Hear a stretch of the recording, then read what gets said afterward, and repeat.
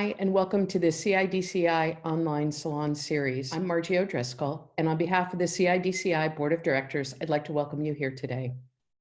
CIDCI's mission is to accelerate change in the built environment by convening innovators for educational programs.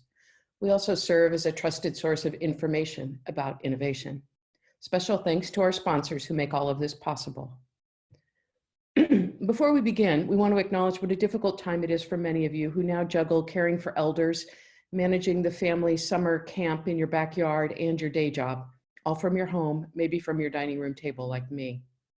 It's a lot. We urge you to be gentle with yourself as well as for those you live and work with. Today, Quang Truong joins us from his home in Portland, Oregon. I believe that's Mount Hood behind him when he's speaking. He's an architect, writer, and educator whose work examines the relationship between technology and the built environment. His forthcoming book, Composite Architecture, Building and Design with Carbon Fiber and FRPs, will be available this fall. Welcome, Quang. Thank you. I want to thank Margie and Monica and the CIDCI for having me. I think I'm happy to share some of the experiences that I've had as an architect, and I think I'll just roll right into it. The talk that I'm giving today is called Innovations on the Horizon, and it's about structuring how we think about innovation in architecture. Material innovation in particular, but kind of innovation more in general too. And I'm going to start by talking about, to introduce the idea, to talk about 100 years of design and technology. And this is how I introduced the topic, both to my friends and to casual people outside of architecture, but also to my architecture students at university. I'll tell you a little bit about myself after that, because I think it's important to understand where I come from and where the experiences that I've gained have given me these insights. And then I'll go into what I call a framework for innovation in architecture. And that's how to structure the way that we can think about innovation in architecture. The three cornerstones that I've developed that are the principal structural foundation of that framework. And then I'll start to apply that framework to a case study, in this case, mass timber. And then after going through all of that, we can take questions and answers. So for this first introduction, I like to kind of introduce what I call 100 years of design technology, just to think about the way that innovation in material technology has impacted our world around us in other industries before we get to architecture. So on the left, you have an image here of 100 years ago, a Ford Model T. And this was a car that existed 100 years ago. And then you take 100 years to today and where we are with automotive technology, and you have a Tesla. If you look at aerospace technology, 100 years ago, this is a World War I biplane that was introduced in 1919. And then not even 100 years later, we have the stealth fighters like the F-117A. And then you get to architecture. And 100 years ago, this is an example of a building, a state-of-the-art building, the Bauhaus in Germany. And then you get to today, and we have buildings that look like the one on the bottom right here. So I use this thought exercise to kind of begin to prompt everybody to think about, well, what has changed in architecture and what hasn't, and why? And that's to think about what this means about 100 years of design and technology, both within architecture and within other industries in our world. So a little bit about myself. I am a licensed architect, and I've been working in architecture offices for over 15 years. Starting right out of college. I currently am a professor at the Portland State University, and I run a company that is developing software to digitize building regulation information. But my first job was, one of my first jobs in architecture was working for Rick Joy. And Rick Joy is an architect who runs a small office in Tucson, Arizona that was famous for working with a lot of rammed earth. And he kind of created these beautiful buildings that he became famous for that, that work really well with the landscape in the Southwest of America. That was kind of my first experience, both with a non-conventional material, but also kind of working with this idea of architecture in the landscape. Several years later, my next job was in New York City, where I was working for Diller Scofidio Renfro. And this is the first building that I worked on in that office. This is the Broad Museum. in Los Angeles. And I think what was kind of radical about that experience and working in that office was the partner, Liz, Rick, Charles, and Ben's approach to architecture, in which, you know, irrespective of construction and irrespective of kind of, you know, practicality, they tried to figure out what a building wanted to be and what a building needed to do. And then they would arrive at that solution later. And I didn't quite realize how radical that solution was until I spent a little bit, you know, time in other offices as well, and realized that, you know, I think for a lot of people who spend time in architecture offices or in the building and construction industry, you realize that architects kind of always want to show up at the table with, you know, knowing already how a building is going to be built. And Liz was kind of the opposite of that. She almost was not interested if she knew how to build it. If she knew how to build it, then it wasn't interesting to her. And this was, I think, a really radical approach. And so for this building, we ended up going through a number of different kind of construction solutions to try and do what we wanted the building to do architecturally. We started to take, in that office, you know, me and some other people started to take some of the lessons from that museum, and then we applied it in terms of our research into construction materials and construction techniques into this house, which I spent 4 years working on, which was built out of composites, which was a completely unique, you know, composite sandwich structural monocoque, which was both the form, the finish, and the architectural surface, which was and is unprecedented still to this time. I think actually a few other buildings have used similar systems. But after that house, I ended up moving to Portland, Oregon, where I ended up working with a lot of mass timber for buildings like this, which were kind of smaller mixed-use buildings that used this other technology at the time, which was mass timber, which was starting to be new. And this was the office that I worked in, and you can kind of see me in the background there working in what was the first domestically sourced North American CLT building. So I gained a lot of experience working with this, at the time, novel and non-conventional building material as well. So a couple of years ago, I then started to take all those experiences and decided to write a book.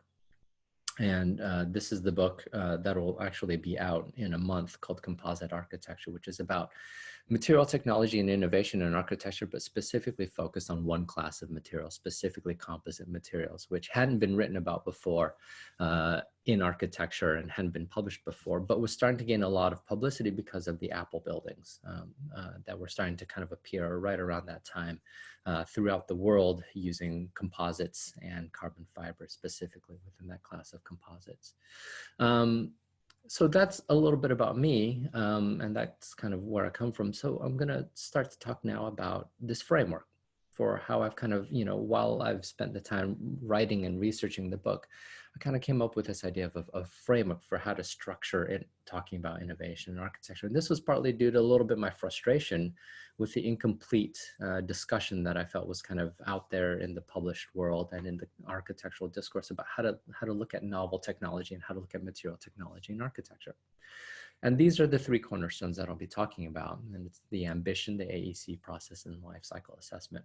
Now, before I dive into the cornerstones that I've developed for this framework for innovation in architecture, I'd like to back up a little bit and just talk about how I got to these ideas. And I have this diagram here, which talks about architecture as kind of being this symbiosis between design, material technology, and context and environment. And I like to kind of back up to talk about this, just to kind of understand how we, you know, first approach architecture and how we're taught to think about architecture, and how I then kind of back out of that into what I'm calling the framework for innovation in architecture. So if we look at architecture and we look at the way that pre-modern architecture was developed, you can often start to think about it in the sense that, you know, people, when they were first developing their need for shelter and the need for architecture, what they did was they took a look at the materials that were available locally around them. And then they, you know, they kind of determined what they wanted that architecture to do based on the environment and the context around them. And from the materials and from the environment, they would kind of arrive at a design. And the design and the materials and the context kind of all spoke to each other in a kind of a, you know, in kind of a dialogue that were constantly reinforcing each other. So you have some of this wonderful pre-modern architecture like this, these examples of these houses in Iran, in Persia, which have these, you know, these beautiful wind catcher elements that kind of, you know, they architecturally passively ventilate and condition the spaces within them. So you have immediately, you can see in some of these pre-modern architectures, just the architecture, the local materials, and the environment kind of all working together. Of course, we get to the Industrial Revolution, and the Industrial Revolution changes things by the introduction of industrially produced material. And so then all of a sudden in the 19th century, you start to see architecture that was about materials, and it was about the celebration and the exploration of the potential of these new novel materials. And so you have the buildings like, if you take an architectural history 101 class, this is one of the first buildings that you'll study about the modern era, which is the Crystal Palace by Joseph Paxton. Now, in the industrial era, what you start to see in architecture is that the materials are still, being explored, and they inform the design, but the context all of a sudden is less important to the creation of architecture. And you can start to see the apotheosis of this in something like Mies van der Rohe and his buildings in the middle of the 20th century, like the Seagram building here. And you have this very kind of explicit exploration and celebration of industrial produced materials. Of course, you are also kind of explicitly eliminating context from the kind of the equation of architecture. And this is kind of exemplified by the fact that it was called the international style, right? It was devoid of, it crossed boundaries. It spanned nations. And one of my favorite kind of critiques of this international style is in a film by Jacques Tati and his film Playtime, where he built a set outside of Paris, and he talked about the kind of the impact of modern architecture across the globe. And one of my favorite screen grabs somebody took, throughout the film, as the main character is kind of ambling throughout this modern Paris full of, glass and steel skyscrapers. He sees these tourism posters all throughout the film that advertise different locations with the exact same building.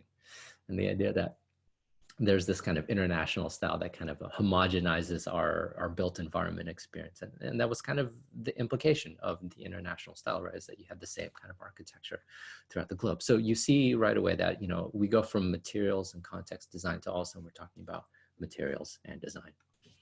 Then, of course, we get to postmodernism. And in postmodernism, you actually then, I think, remove materials from the equation, and design starts to become about design, or it's architecture about architecture, or it's about an autonomy of architecture. And then you start to think about, architecture starts to think of itself about a series of kind of intellectual manipulations. And it's a series of moves within the mind of an architect that reference, canon, that reference history, that reference its own kind of internal architectural manipulations. And you see this really well in a number of architects, but I think Peter Eisenman is kind of the force that kind of that promoted and this kind of thinking throughout the second half of the 20th century. The architecture becomes about design. It becomes, not about material anymore. It's not about the context. It becomes about the signification of certain architectural elements. And this is an example I showed to my students here in Portland of Michael Graves' building, the Portland building, which you can kind of see is about a certain design language, but it isn't about Portland. It isn't about any specific materiality. It's about the language of design. So where does that leave us today? And I think that today, I think we do have an interest among many practitioners and many architects that kind of going back to start where we start thinking about the context and the environment again, and where we start thinking about material and technology, and how those start to kind of reinforce each other to create a design that is no longer, autonomous per se, but maybe interdependent with other factors in the world.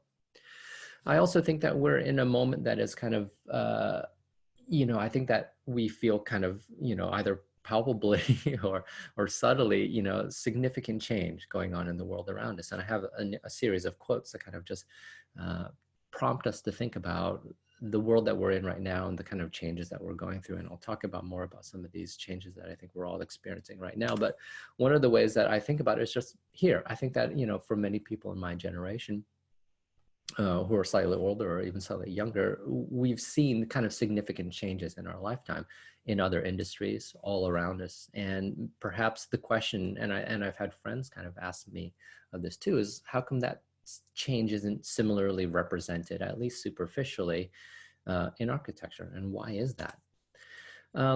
We're also kind of in a world where I think a lot of people have the perception that the material world around us has kind of developed significantly in that time. And I think that, there's this Nobel Prize winning economist that I like to reference, Paul Romer, who has this idea of technological change being basically the manipulation of our raw materials around us. And that is the engine of economic development. And I think that, the raw materials around us have not changed, obviously, but we mix them in increasingly sophisticated ways to do things that are heretofore unprecedented. And this started all the way back from when we started to mix mud and straw to create reinforced bricks, to the creation of concrete, which was cement and aggregate to create something that was, stronger than the either of them in isolation. Even to something like plywood, which was developed for the first time at the beginning of the 20th century, which was, laminated wood, veneer, and glue to create wood that was both stronger and more dimensionally stable than wood in its raw natural state. And then, of course, I think we have carbon fiber, which is, threaded carbon strands that are woven together in different patterns to create different kind of structural properties. I think also for many people in my generation, we grew up with kind of a tactile experience of different materials. When I grew up playing tennis when I was young, and when I grew up playing tennis, you still saw wooden rackets quite frequently, and you saw people playing with wooden rackets. And then you also saw people playing with metal rackets. And so I had the physical tactile experience of both. And then of course now today, everybody plays with composite rackets. And so I grew up kind of experiencing that difference in materials and the potentials in terms of design, but also in terms of kind of physical properties of those materials. I had kind of a tactile experience of that through tennis. And I think a lot of people who, follow automotive technology, or who bike, or who ski, or who are involved with boats have also kind of experienced this world where the technology and the materials around them have developed so quickly within their lifetimes. So where does that leave us today? So this is where I now will talk about the three cornerstones that I want to propose to talk about architectural innovation and how we can start to kind of structure a conversation about innovation within architecture specifically. And I'm starting with my first cornerstone, which is ambition.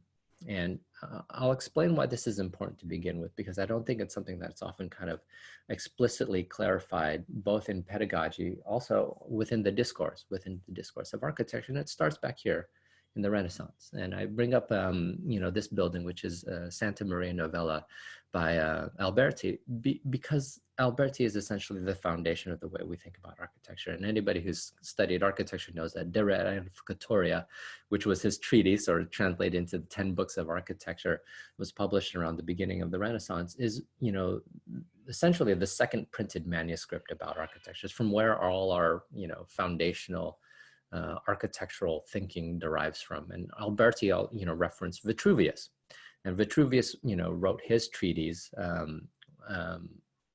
several centuries before, or a couple centuries before, but it wasn't printed until the Renaissance. So Alberti directly referenced Vitruvius to talk about to kind of codify certain ideas about architecture. And one of those ideas, and I think that or a lot of people in the design and construction industry are familiar with, is this series of kind of architectural ambitions. Firmitas, Utilitas, and Venustas, which is often translated into like strength, utility, and beauty or delight. And these are kind of the three Vitruvian principles, right? They have their own name. There's something that are so codified in the way that we think about architecture that it's very common. This is the way that we're taught, whether or not you're an architecture student or you're an architectural historian or an art historian, to think about architecture through these kind of three Vitruvian principles. But what ends up happening is, I think for a lot of people, they enter the building profession and they work on many different kinds of things. And one of the things that I like to kind of bring up to kind of talk about that contrast is this, which is, disaster relief shelters by Shigeru Ban, who is a Pritzker Prize winning architect. And this is very different than that church by Alberti. And I think that, both of these endeavors are the product of architectural endeavor and labor, and they're both equally valid, and they're both equally useful and equally important, but they have very different criteria for success. The beauty, durability, and usefulness has a different kind of application when you think about a different kind of use for architecture. And a couple of years ago, when I was starting to write the book, I kind of started to take stock of like, well, what are the different kind of things that we want buildings to do? What are the different things that architecture has to do, that architecture has to serve? And I kind of came up with these three categories centered around, and a large idea of like social cultural ambitions, economic ambitions, and ecological ambitions. And I think right now we're in a moment where certain of these things, obviously community and wellness in the current environment are extremely important. We are now questioning how our buildings serve us as a society in terms of wellness, in terms of health, also in terms of community. What is the equity? What is the economic implications of these buildings, of the built space that we create? But also ecologically, how do the buildings that we create now impact our environment, both at the current moment, but also for future generations? Now, these are ambitions. These are the different things that we want buildings to do. And I also want to bring up the fact that I think that these are innovations. Each kind of novel building ambition is an innovation. And I think that that is something that I want to kind of emphasize in this conversation, is that we have started to ask our buildings to do different things as kind of history has progressed. And each of those things is an innovation. The saying goes, necessity is the mother invention, and determining the need is the first step towards innovation. And I think this is, the ecological goals and the ecological characters is kind of a good case in point, because this is a relatively new ambition for architecture. When I was studying architecture, it wasn't something that my professors kind of talked about, but I think that's something become integral to the practice of architecture, is thinking about ecological impact, which leads me to my second cornerstone, which is about life cycle assessment. So, as I said, I think that the kind of the sustainability concerns for architecture are relatively recent. And this is a diagram that I created, which has all the different, whole building or individual product sustainability certifications that are available on the market. And this list is by no means complete. And I think many of us who have been practicing architecture have kind of, followed lead as it's developed in its different iterations to kind of understand that the thinking around sustainability is kind of currently developing. It's still ongoing. But what I wanted to do was kind of to summarize three main, I think, concepts from the sustainability movement to kind of talk about as a cornerstone for innovation. And I think the three big concepts to think about within this whole sustainability movement that we can kind of distill and take with us to talk about innovation are basically these ideas of like an initial or embodied impact, the operational effects, and then end of life. And all these things together I'm calling the life cycle, because it's thinking about a building and the way that it impacts our environment from both before it's constructed, in terms of what materials are brought to the site, how those materials are created, what are the processes for creating those materials and their byproducts, but also the process of design. What are the labor implications of the way that we design and the way that we kind of procure materials and the effort that goes into creating a building, but then also operational. And I think a lot of the innovation in terms of buildings have kind of been about this operational phase of buildings for a long time. And I think that, when we talk about efficient buildings, for a long time that meant thermally efficient buildings, which meant buildings that use less energy while they were being used. But we also think about operational energy a little bit differently now too. I think we talk about maintenance, and we talk about resiliency, and whether or not that building can kind of continue to function in the way that it is intended to function for a long time. That is operational phase. But then also end of life. And I think that with the sustainability movement, we're also thinking about what happens when a building nears the end of its design lifespan. And all of these things talk about kind of this idea of a designed lifespan. And I think that is different than the way that, Alberti talked about buildings, which were intended to kind of be for forever in an eternal city in Rome. We now have a concept of an end of life for buildings, and we understand that certain types of buildings have different design lifespans.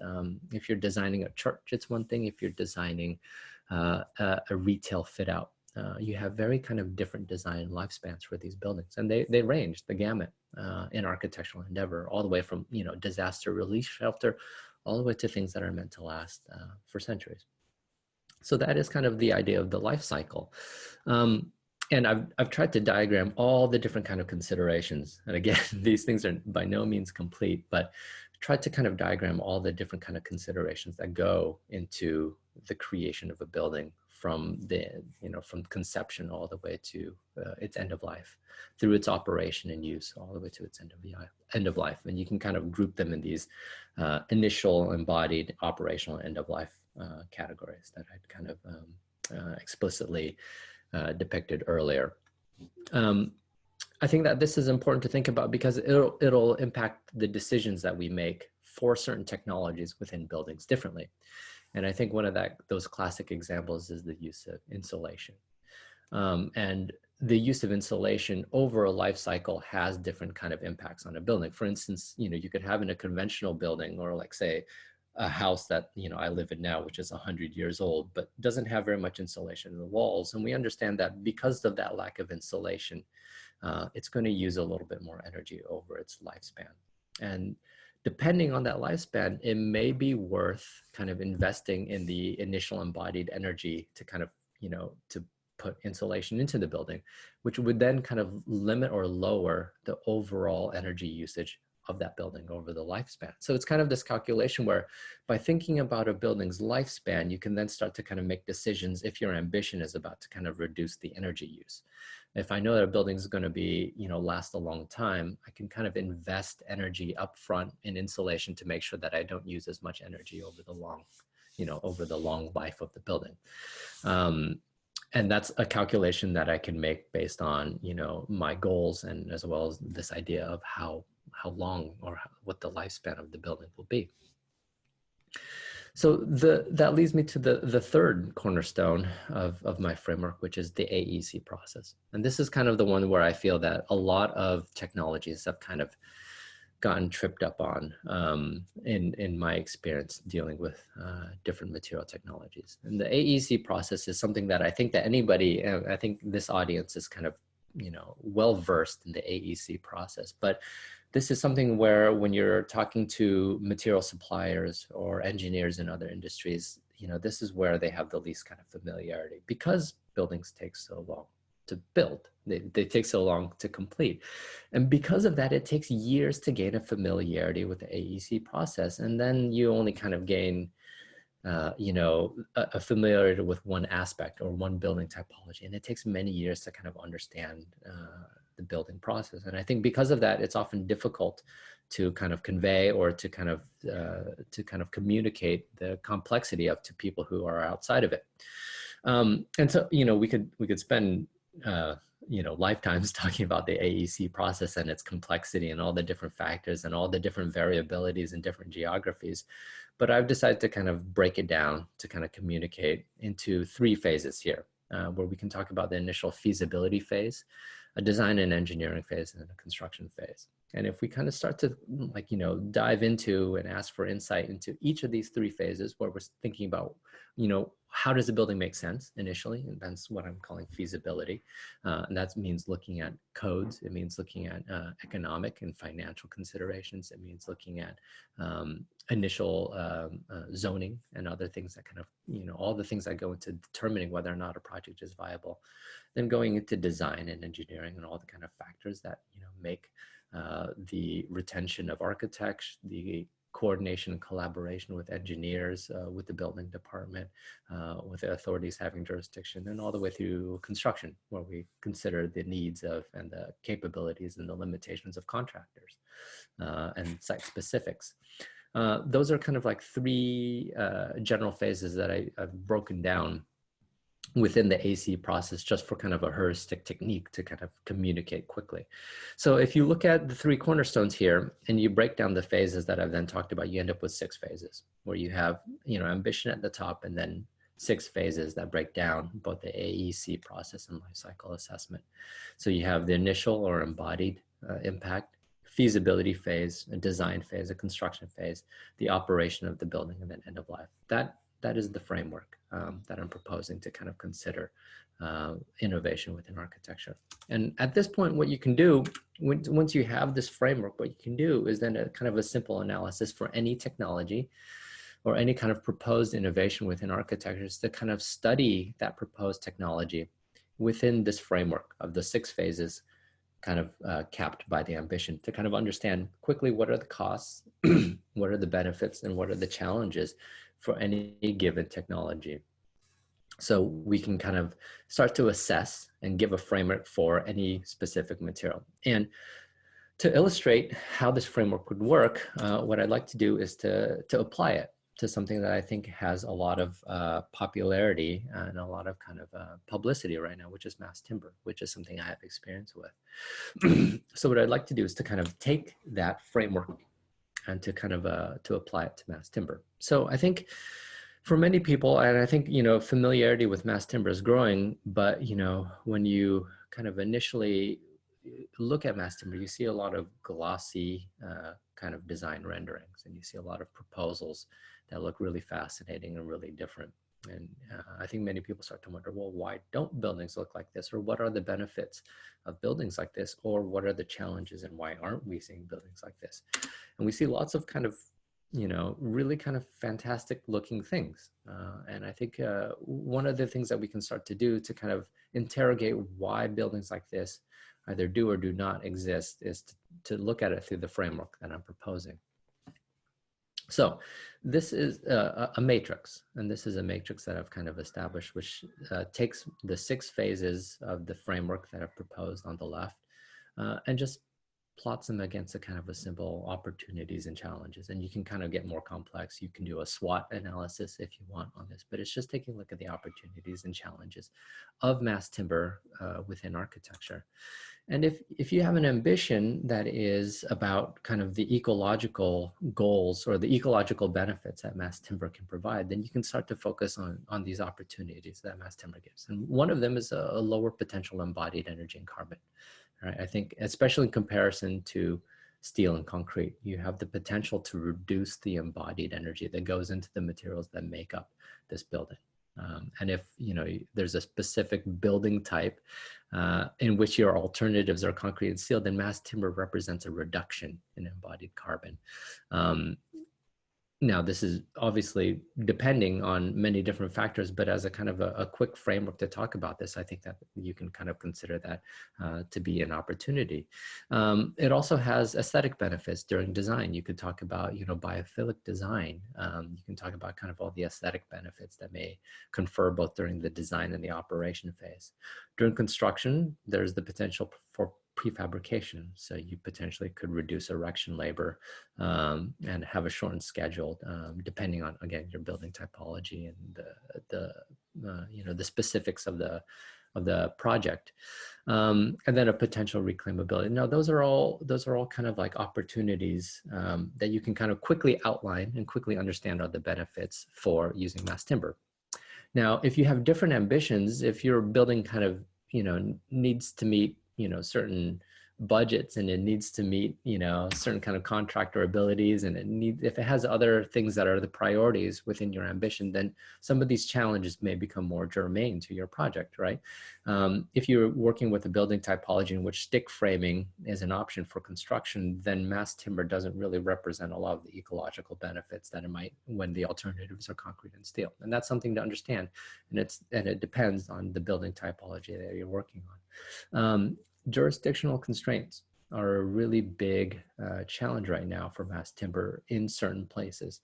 And that is a really big kind of consideration right now for different projects. Not all building projects can right away specify mass timber because of building codes. And that depends on where you are, but that's something that impacts the feasibility phase right away. And understanding that within mass timber is something that can help people who are proponents of mass timber or proponents of that technology or those kind of specific ambitions start to address the hurdles within mass timber right away, is to kind of look at, well, right now we see that there's a challenge that impacts most jurisdictions towards the adoption of mass timber. Now, there's other kind of constraints too that, depending on your ambition, may be more or less important, such as, you know, you have potentially limited spans depending on your, your intended use and your intended kind of building type, in comparison to other materials. You could potentially have larger spans with, smaller structural volume using steel. Your building might weigh more, but that's something that is, that will have to be kind of considered against your other alternatives and your other ambitions. Contractor expertise is right now an issue, obviously, because there are few people who have familiarity building with it than other, building materials. So by taking a look at, your ambitions for a project, taking a look at these different 6 phases that I'm proposing for the framework for architectural innovation, you can start to kind of quickly and at a very high level understand where the benefits and the challenges are for this innovation or this technology within architecture. And this can be applied to kind of different projects and different case scenarios, but it's a way of kind of structuring the conversation about mass timber, because, part of my frustration has been kind of the omission of one or more of these kind of important factors within architecture to talk about these things. Now, I want to also kind of, back out of mass timber to talk about a kind of an alternative to understand how this, this framework can also be used to kind of apply to a different material and see how it applies in different typologies. And one of those things is in the infrastructure, or, the infrastructure of our cities and our built space. And one of the issues that, I think is a big one right now is the maintenance and the structural upkeep of our bridges and our tunnels and our roads. And, one of the things that we've done is, the predominance of reinforced concrete throughout the world has meant that in certain environments that steel, which is the primary structural element, the load acting element in a lot of concrete structures, is starting to corrode under the environment. And that has implications for the maintenance and the lifespan of these structures that we're building. And there are other technologies that exist right now that have the potential to kind of address some of these limitations. And this is a photo I like to show that talks about kind of that difference. And I think that if anybody's been on a construction site around concrete, reinforced concrete construction, they understand that how kind of revolutionary this photograph is, in the sense that you have, one worker who can carry multiple bars of rebar. And this isn't possible with steel rebar, but with composite rebar, this is something that is possible. So composite rebar is something that has, comparable or better structural capacity as steel, but it does not corrode. So it has a lifespan that is very different operationally than steel, potentially. And that there are these potential benefits in different materials when we start to look at a lifespan consideration, when we start to kind of consider the entire life of the building, not just up until the moment it's constructed and its initial cost. But if we look at the life of a building and all the kind of effort and energy and cost that goes into a structure over the life, then we can start to kind of make different calculations about the impact of that building and the impact of the materials that go into it. And rebar is one of those. Rebar is one of those things where, in comparison to the alternative, which is steel, it might have benefits in certain locations and in certain applications that can justify its either higher initial cost or other detractions or potential benefits that may outweigh others depending on the priorities and the design ambitions. And I point to these buildings now. This is an Apple store in Chicago on Michigan Avenue, in which the ambition was a certain kind of transparency and kind of open space. And that was achievable only with a certain kind of material. So if you have, ambitions, it might span from something, like reduced maintenance costs over the life of a structure to kind of a certain kind of a spatial effect. Those are all very different ambitions, and they're all kind of equally valid ambitions depending on the project and the project typology that can have very different material resolutions and can have very different kind of design implications when you think about that framework that I'm proposing of innovation in architecture. So this, again, to kind of summarize, is how that framework manifests itself and how we can start to think about innovation and technology within architecture, is to think about first of all, the ambition. What is the building trying to do?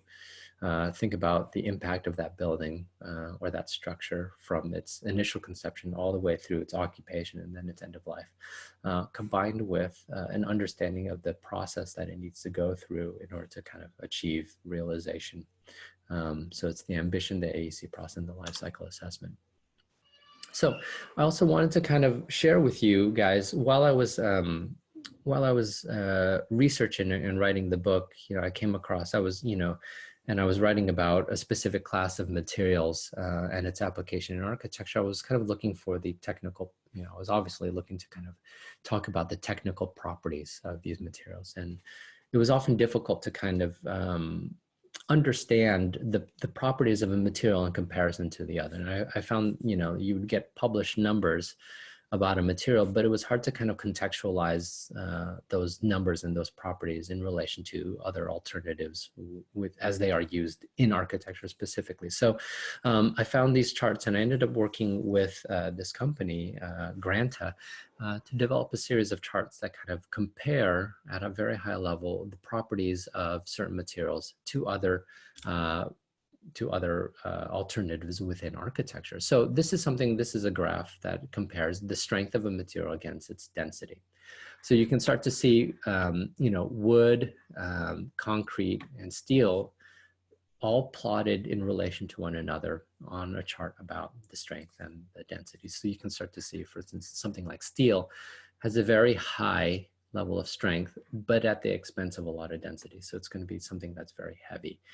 Concrete, you can see, is not very strong, but it's also heavy. It's kind of, it's kind of this double whammy thing. And then wood, you can kind of see also has, in terms of, and I'm drawing this line and it's a logarithmic chart, which I think everybody should understand, but, wood kind of has a similar ratio in terms of that strength to weight. So it's, and you'll hear people kind of mention mass timber as comparable to steel. And then, I think, somebody who had an engineering degree, I'm like, well, how is it exactly comparable and what do you mean? And this chart gives you a kind of very high level way to kind of understand that the properties of wood in comparison to other alternative construction materials.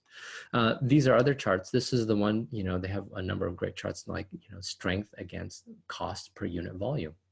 And here you can kind of quickly understand, here's some carbon steels, here's wood, and here's concrete. So you can kind of see right away, concrete has a very low cost per unit volume, which kind of explains its ubiquity in the built environment, even though its strength is lower.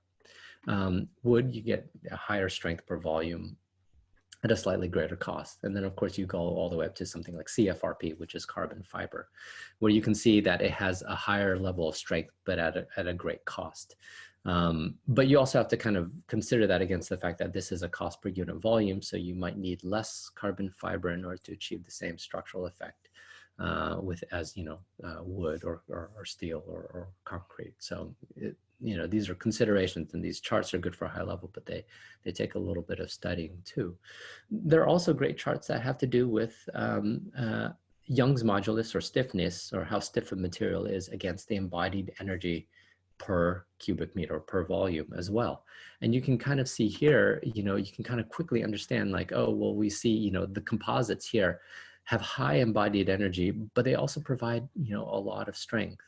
You can start to see here, you get almost, almost as much strength or stiffness, I should say, not strength, but at a much, lower embodied energy cost. And so you can start to kind of, if you dive into these charts, start to understand construction materials in relation to each other at a very high level. And I found that very useful. So I did, at the bequest of Margie and Monica, want to talk a little bit more about my book as well. So a lot of these ideas kind of came from the dedicated research and the time I spent studying and kind of trying to kind of communicate the implications of one class of materials in architecture. And for my book is about composite materials. And while it is about composite materials, I think while I was writing this book, I kind of came upon these different things that I wanted to say about materials in general and innovation kind of more broadly. I think composite materials were really fascinating to me just because of my background.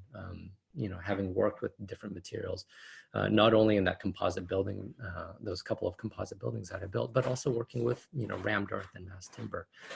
So all of these things kind of came together with some of the things that I want to share with you today, which is the framework for thinking about innovation more generally. This book will be out next month, so you can pre-order it on Amazon, and start to kind of get an idea of some of the things that I'm talking about more in depth. But I think that is that's the end of what I have prepared for you guys today. So I think we have some time for questions if anybody has any. Thank you so much. That was just wonderful and so beautiful. Your images are so compelling. I'll ask a question from Brian. He asks, how do you overcome the capital versus operational budget challenges for developers and operators? Capital budgets that pay for buildings today versus operational budgets that benefit from innovations tomorrow? Yeah, I think that's a great question. I think this is one of the fundamental questions about the way we approach building technology today. And I think that we see that in exactly your question, Brian. I don't have a solution for it because it basically means a change in the way that we value buildings. And I think that this is really important because what we see in something like the infrastructure is that, in the infrastructure, what we all understand is that, the initial bid kind of carries so much weight, and the initial costs carry so much weight. But it's basically deferring the cost of the maintenance of that structure to the future. And whether or not we want to kind of continue on this way of kind of structuring the finance and the structuring of our cost of buildings as kind of initial upfront cost only is something that I think maybe should change for a lot of different building typologies. Now, I wish I was better at finances and I wish I had a solution for how to do that. And and I think, Brian, it depends on the way that we structure the ownership of the buildings and we structure the cost of the building over a lifetime. But I think once we identify that that is a huge issue and we kind of bring that to the forefront, then we can start to talk about how innovations may change the way we structure the financing of those buildings. And I think that's one of the things that I think would be a great way. And I think this has impacts across all different kinds of performance for the building in terms of all the different goals, both in terms of ecological goals, because we have what we understand now is a cost for buildings over the lifespan that has ecological costs, but we also have economic costs for that building over a lifespan. We also have socio-cultural costs, and I think that is really important too. So I think what the life cycle analysis allows us to do is to structure the way we talk about the value of buildings, the performance of buildings, and the cost of buildings over a lifespan. So I don't have a solution for you, but what I'd like to say is I think that's an innovation, and I think that is a source of innovation. And hopefully one of the things that this framework can do is allow us to generate insights into where innovation can come. And I think innovation coming in the economic side of building is really important. Obviously, anybody who spent time in the construction industry knows that the financial side is extremely important. So I do think it's a really good question. I just don't have an answer. I think it's a source of innovation. So if there's any kind of financial or economic development people out there, that's one of the places where I think there's a lot of room for developing innovations to think about how we structure the cost, the operation of the maintenance, and the value of buildings over a lifespan. That's a really terrific answer. I have a question. We live in this time of enormous upheaval. I mean, I think about the last 4 months, everything that many of us thought we knew to be true is no longer true or is somehow being questioned from a social perspective, from a health perspective, educational perspective. So many things are different. How can you imagine your framework taking advantage, if you will? That might not be exactly the right word, but how can you take this moment and actually make some of the changes and implementing the framework that you lay out for us? Yeah, I think that's a great question. Along the same lines of Brian, in the sense that I think that, one of the things that I've seen as a professor, and I think this is kind of one of the enlightening things about teaching the younger generation, is kind of understanding their concerns. and understanding what they want their design to do. And when I was in school studying architecture, nobody brought up the same thing that my students are bringing up to me. And a lot of those things, and this was even before what had happened, 4 months ago, was about equity, was about justice. And I don't know if it's being in Portland, I don't know if it's being in, working with the generation who's studying architecture now, but their concerns primarily were about social justice. And this was, when I started teaching 2 years ago. So this is something that I think is new.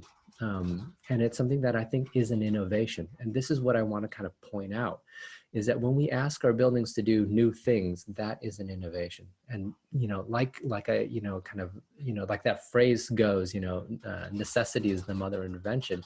Just identifying that need right away means that all of a sudden we kick into gear the thinking about what needs to change. And I think having social equity and having all those kind of different social kind of concerns for architecture is relatively recent and relatively new. But once we start thinking about it, we'll start to figure out what are the things we can do to make the changes that we want our buildings to do. When you start to look at the life cycle analysis, what you can start to do as well, and you understand how the building operates over its life, what are the innovations that we can do within the lifespan of a building to kind of make those changes? And I think one of the things that, a source of innovation in this kind of along that cornerstone would be to kind of understand how we start to measure certain aspects of building performance. And I think that we've kind of made progress in terms of measuring building performance in terms of ecological goals over the lifespan, because sustainability as a concern is a little bit older. But how we start to kind of measure the performance of a building with regards to sociocultural or equity concerns over the life of a building will be a source of innovation. How do we measure how equitable a building is? How do we measure its impact on the labor environment, on the local economy, on access to housing, on health, on all those things? I think will be kind of the next frontier for how we think about innovation in architecture, because we have a need now. We know that we want our buildings to do certain things because we understand that they have an impact across the life. Of course, then we have to fold it into the way that a building gets made. If we have an equitable concern about how buildings are get made, then we start to look at, well, what are the materials that we use and what is the design process? Are we educating architects correctly? Are we kind of creating an equitable labor environment for architects to kind of have inclusiveness among different groups to kind of represent our built environment? And I think that all those things are exactly the things we need to look at, which is why the framework, I think, is robust enough to kind of accommodate that. When we identify equity and inclusion and racial justice as a need for our environment, then we look at, okay, well, how does the building operate over the life and how do we measure that performance? We look at, well, what are the processes that go into making a building and how can we create innovation in that arena to enact the change that we want within our ambition? Wonderful response. We have a question here from Zig Rubel, who's on the board of CIDCI. If you were to project your slide of the 3 types of innovation, cars, planes, and buildings, what will your slide look like in 50 or 100 years for buildings in your crystal ball? Well, I think that one of the things that, in a way, I like this question because it allows me a chance to like ad lib and to just kind of go off into what I think the future will look like, which obviously I have no crystal ball, but it's fun, but it's also kind of like one of these things where part of what I think is amazing about this environment is that we are right now seeing all the different kinds of things that we want buildings to do, which I think, I contrast my experience as a professor now with, the way I was when I was in school studying architecture. And I think about the kind of I don't say, it's kind of like I don't want to say homogeneity, but the kind of narrow focus of architecture when I was studying to the kind of broadened focus of architecture today. And in the environment and what the students are asking for. And I think that even when I was, studying architecture in graduate school 20 years ago, ecological concerns just weren't part of the conversation yet. And I think you had to be really advanced in really kind of niche circles to have that be a part of your discussion in architecture school, to where it is something that I think it's a fundamental part of building delivery today. And that is represented in all the kind of the certification companies, but also in the large kind of contingent of lead consultants and sustainability consultants that function profitably in our environment. So what we're seeing right now, at least in my eyes, is a kind of a very large broadening of the scope of architecture, right? And this is both kind of bewildering, I think, for many people, because all of a sudden, like, especially when you think about ecological goals, you're placing the whole world and the whole kind of functioning of your society within the kind of the performance of a building. You're asking the building to function with consideration of the whole world, right? Like, is it going to harm the environment irreparably, or is it going to, you know, possibly ameliorate it? And then also it's getting even broadened into kind of the social sphere, right? And I think it's always done these things. You know, buildings have always kind of, you know, impacted our environment in those multifaceted ways, which is why architecture is so interesting, right? And I think that's why we're all drawn to architecture, because it touches every aspect of our lives. But I think we're having a kind of a more transparent and more upfront discussion about the impacts of building and that process across all these spheres. So the way I see it, and what I'm hoping to kind of illustrate with the idea of the ambition as kind of the top cornerstone of this framework, is that we have a wide range of valid and kind of, you know, a valid and, you know, important goals for building. And we're seeing that diversity of kind of ambition and those diversity of goals, and each one of those ambitions will have its own kind of resolution in terms of material, form, and function, right? So if your building wants to do, you know, if your building wants to be disaster relief, it's going to have a very different criteria for success than if you want a church to last for centuries, you know. And I think that we are kind of expanding the spectrum of what we think buildings can and should do, and with that we will come a diversity of what buildings can and should look like. And I kind of think that, you know, you can't point to, like, you know, the Bauhaus, you know, in Dessau, Germany anymore and say like, oh, this is building, this is architecture, you know, this is the archetype of architecture anymore. I think we will have a kind of a diverse, or I hope, a much more kind of diverse form to our built environment based on location, based on context, based on ambition. I have a question I've been thinking a lot about as well, which is for you to put on a different hat. So as opposed to being architect, professor, dad, what if you were the mayor of Portland or San Francisco, and you were charged with, you know, solving one of these enormous problems that every urban center has, say homelessness, and there's a multitude of other problems built in that.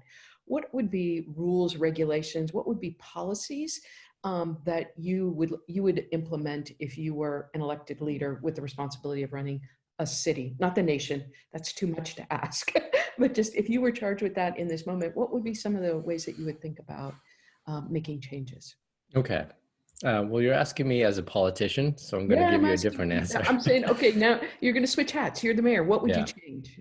Well, I do have an answer because I have been thinking about it. And I would say that, like, what I would do is I would invest in the people and the infrastructure of our cities and our environment. And I think that this is something that you know, I've essentially, what I've tried to do is kind of identify needs within our building environment that kind of can change for the betterment or for our you know, for our environment, our society, and our people.